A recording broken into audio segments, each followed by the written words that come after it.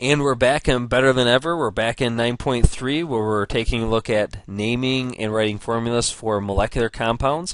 Molecular compounds are composed of non-metals only, and you name them by simply using prefixes.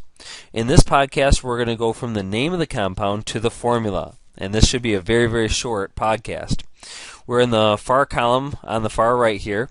Nitrogen triiodide, all you simply need to do is write out exactly what it says. Nitrogen, you only have one nitrogen.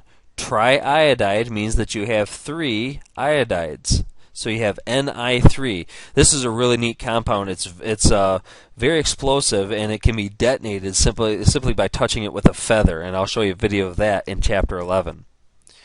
Carbon tetrachloride. You have one carbon. Tetra means four. So that means you have four chlorides, CCl4. That's an organic solvent.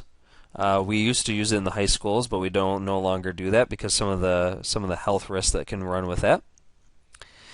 Diphosphorus trioxide.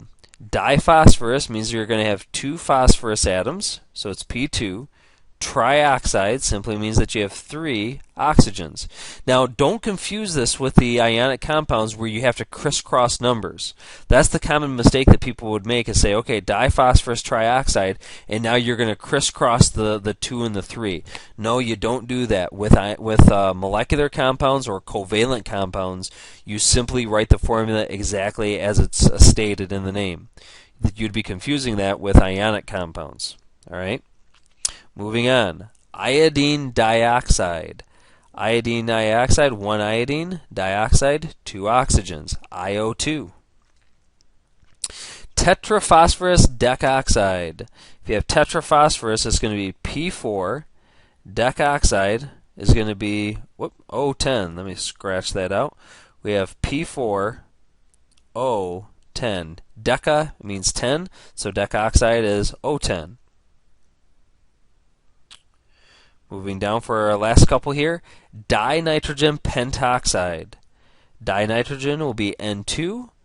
Penta is 5, so pentoxide is O5.